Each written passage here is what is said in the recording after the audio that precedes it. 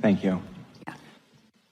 So I want to feel the satisfaction and lightness that comes from letting old, outdated beliefs fall away. We like that word, outdated. And I want to get better and better at synthesizing energy and moving it toward the things that we have a question for you. If you are a synthesizer, if you are a harmonizer, yes. If you are a thinker, if you are a pointer, then isn't the only way to let go of an outdated belief to replace it with something new, because you're a thinker, yeah. And you're going to be thinking about something. We just want to stick that in there. Okay. Because you are a thinker. Your mind wants to go. And in the absence of alignment that's calling you to these thoughts, you'll be called to these thoughts because you have this proclivity to consider and focus and conclude. Yeah. Yes. And so that's the answer. It's right. It's getting more in that momentum of wanted and practicing it until it's known. But the thing is, how does one get into the momentum? That's the thing. So when you think about attraction, or even think about water flowing downhill, if you were the water flowing downhill, would you say, I need to flow downhill? Or would you just be flowed downhill? It's just a natural consequence of gravity and where you are. In the absence of the thought that is resistant to the natural flow, that momentum will just take you there. It's attraction. And so this is really good. This is really a good conversation you're stirring up here. It's attraction, attraction, attraction, attraction, attraction. Yeah? And your inner being is an attractor, attractor, attractor, attractor, attractor. Yeah? So your inner being is gathering cooperative components. Let's call that momentum. And if you're not thinking opposing thoughts, then you're going to be part of your inner being's attraction. Yeah? So, are you being manipulated by your inner being? No. Why? Because you put it there.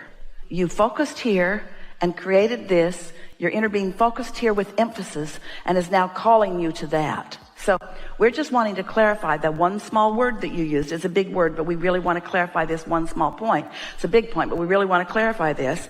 Momentum isn't something you do, it's something that you allow. Law of attraction is the momentumizer, not you.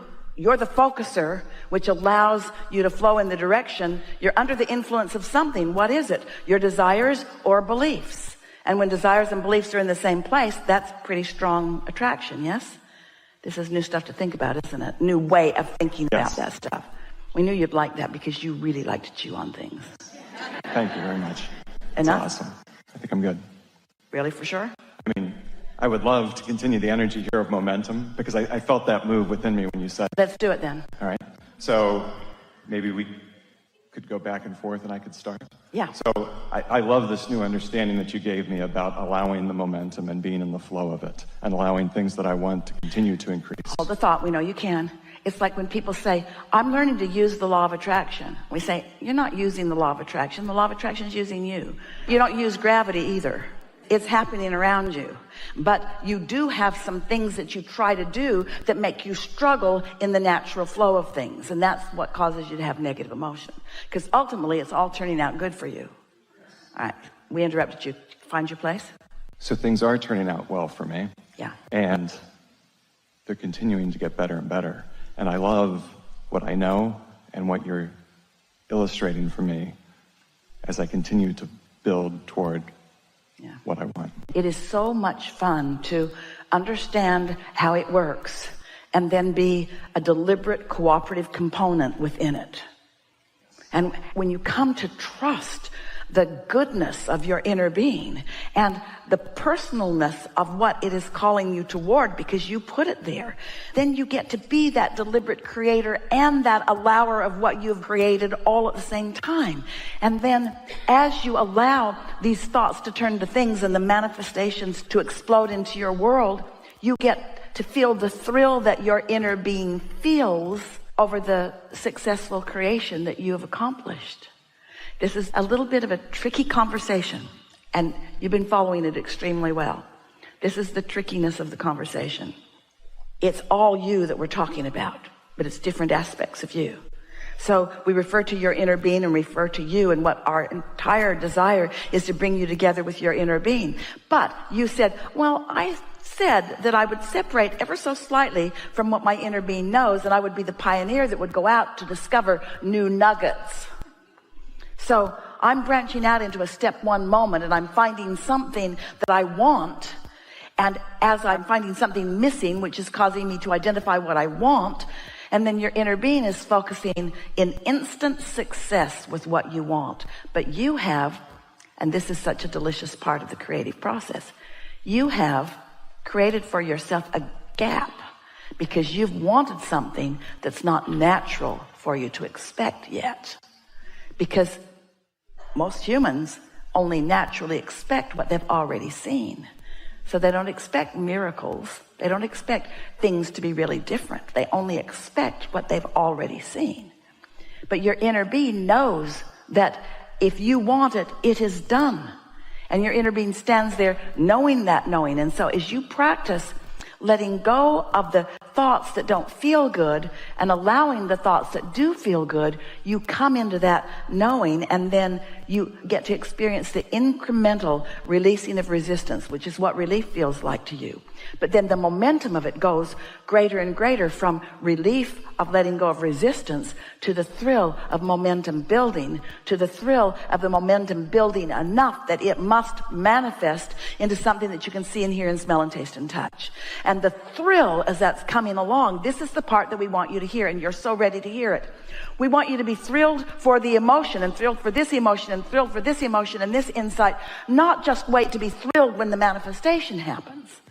Because there's always going to be another steady stream of things in the pipeline over which you can be thrilled. And if you're waiting for the manifestation before you celebrate, you see, your inner being doesn't wait for the manifestation. Your inner being is thrilled when this idea happens, and thrilled when this piece comes, and thrilled when this piece comes. Your inner being is thrilling and thrilling and thrilling. And when you get those thrilling feelings, those things that feel like insight and yes and passion and eagerness long before it's manifested, what you're feeling is what your inner being is feeling. And the fact that you're feeling it means you're wide open. You're calibrated. Thank you very much. And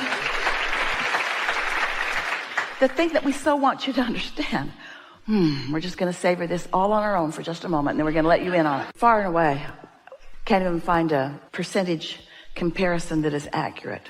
Such weak little words. So much more of your life is lived in that time when there's no manifestation, but there's a whole lot of pleasing going on. But if you've calibrated to only be pleased with manifestations, then you're missing all these thrilling moments, all these thrilling moments, all these thrilling moments. We're turning somersaults. We're dancing on the... Can you imagine what it feels like to us to see you experience life and birth something? You've given birth to something that is new. Our celebration is supreme. And then to get to witness you tuning to it on purpose, tuning to it, not acting like a human that needs to see it all, tuning to the feeling of it, calibrating to the vibration of it, loving the insight that flows to you and waiting for the inspiration, no longer needing to manipulate every little thing, but feeling the fine tuning of this, feeling the thrill of these emotions, and then seeing you, allowing more and more of that momentum and feeling more and more in love with yourself and in love with life and in love with others and in love with creation and glad to be here. These words are so inadequate to portray that feeling that your inner being feels, and you relaxing into that and letting yourself just be good and be good in this moment. We mean feel good in this moment. Acknowledge the perfection of life and the rightness of you and the bigness and the value of the whole of it and the benefit that each and every other person is offering to you. And when you start deliberately tuning to that so that you are calibrating to the subtle nuances of this deliciousness, and then something manifests. Esther remembers moving to the desert and thinking that Jerry had lost his mind because she liked San Diego and the desert was sparse. And then, because they walked every day. She began calibrating to the beauty of the desert. She began smelling the beauty of the desert. Oh, water on the sand. She began seeing the subtleness of the flower on the cactus. And in time, the subtle beauty of that one little flower on that great big cactus was as meaningful to her as all the beauty that she'd seen in all the world, all the rest of her life. That's that grounding that you were talking about. Tuning to the wholeness of who you are. And then in this moment, being able to feel the wholeness of all of that appreciation. In other words, it doesn't need to be appreciatable for you to appreciate it. You just need to be appreciating. You see what we're getting at? So then the world can be whatever it be's, and you can be as happy as you choose to be. That was big. Thank you. Yeah, really good.